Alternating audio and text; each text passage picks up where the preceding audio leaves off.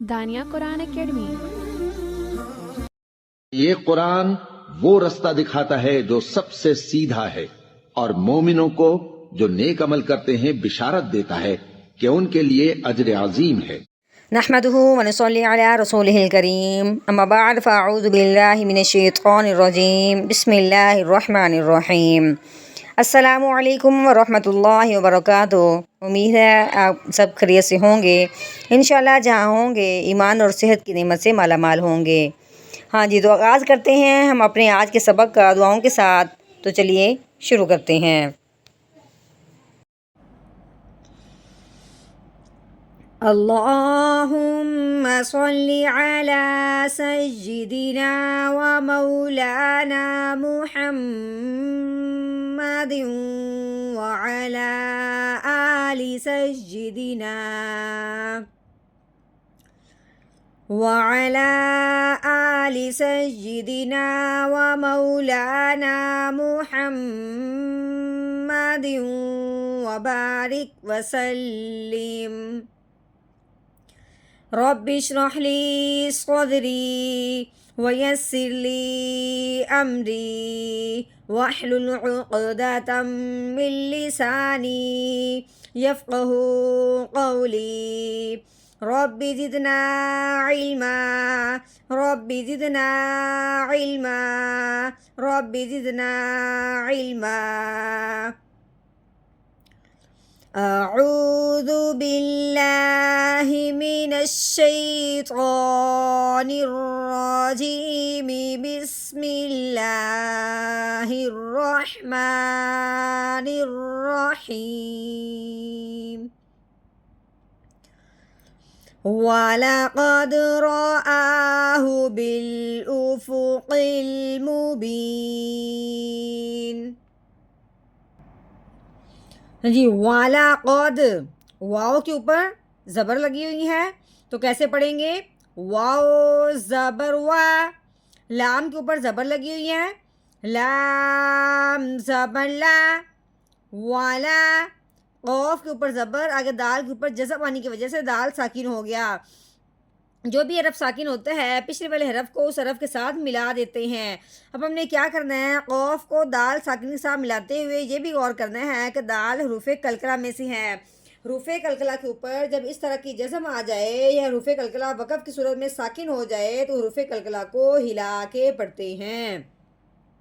تو کیسے کریں گے؟ قوف دال زبر قد، وَلَقَدْ، رو کے اوپر زبر ہے، رو زبر رو، رو کے اوپر زبر ہو، رو کے اوپر پیش ہو، رو موٹی پڑی جاتی ہے، رو کے نیچے زیر آ جائے تو رو باریک پڑی جاتی ہے۔ اب رو کے اوپر زبر آنے کی وجہ سے رو کو ہم نے موٹا کر کے پڑھنا ہے، پر کر کے پڑھنا ہے، رو زبر رو، رو کر کے پڑھنا ہے، ٹھیک ہے۔ آگے یہ الف ہے، الف کے اوپر آگے کھڑی زبر، الف کے اوپر زبر زیر پیش آئے، کھڑی زبر کھڑی زیر الٹا پیش آئے، اس الف کو ایک الف کے برابر لمبا کیا جاتا ہے اور اس الف کو حمزہ بنایا جاتا ہے۔ پہلے تو ہم نے اس الف کو حمزہ بنانا ہے، پھر اس کو لمبا کرنا ہے۔ کیسے؟ حمزہ کھڑی زبر آ، رو آ، ہا کے اوپر پیش ہے، ہا پیش ہو، رو آ ہو، وَلَقَدْ رَآهُ۔ با کے نیچے لگی ہوئی ہے زیر، ٹھیک ہے۔ با کے ساتھ جو الف لگا ہوا ہے یہ ہم نے نہیں پڑھنا۔ آگے یہ لام ہے، لام کے اوپر جزم آنے کی وجہ سے لام ساکن ہو گیا۔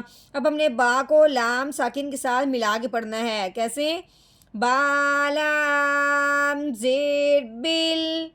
آگے دیکھیں یہ الف ہے، الف کے اوپر پیش آ گئی ہے، الف کے اوپر پیش آنے کی وجہ سے اس الف کو ہم نے حمزہ بنانا ہے۔ تو کیسے پڑھیں گے؟ حمزہ پیش او، بل او، فا کے اوپر پیش ہے، فا پیش فو، بل او فو، قوف کے نیچے زیر لگی ہوئی ہے۔ آگے جو الف ہے، خالی الف ہے، اس کو ہم نے نہیں پڑھنا۔ آگے جو لام ہے اس کے اوپر جزم آنے کی وجہ سے لام ساکن ہو گیا۔ اب ہم نے ساکن حرف کے ساتھ اس قوف کو ساتھ ملانا ہے۔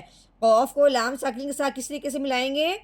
قوف لام زیر قل، بالافق آگے میم کے اوپر پیش ہے، میم پیش مو، با کے نیچے زیر لگی ہوئی ہے، آگے یا ساکن ہے۔ اب اس یا ساکن پہ مد کا قاعدہ جاری ہو رہا ہے۔ وہ کیسے پتہ چلا کہ یا ساکن سے پہلے حرف کے نیچے جب زیر آ جائے تو پہلے والا حرف یا ساکن کے ساتھ ملتے ہوئے ایک الف کے برابر لمبا کیا جاتا ہے۔ کیسے؟ با یا زیر بی، مو بی، نون کے نیچے زیر ہے، نون زیر نی، مبینی۔ اب یہ جو گول دائرہ ہے اس کو وقف کہتے ہیں۔ وقف کے جو ساتھ والا آخر والا حرف ہوتا ہے اس کو ساکن کرتے ہیں اگر وہ ساکن نہ ہو۔ یہ نون ساکن نہیں ہے، نون کے نیچے زیر لگی ہوئی ہے۔ اب ہم نے اس کو کیسے پڑھنا ہے؟ اس کی جو زیر ہے اس کو ہم نے گراتے ہوئے کیسے پڑھنا ہے؟ آگے وقف، مبین، مبین۔ وَلَقَدْ رَآهُ بِالْأُفُقِ الْمُبِينِ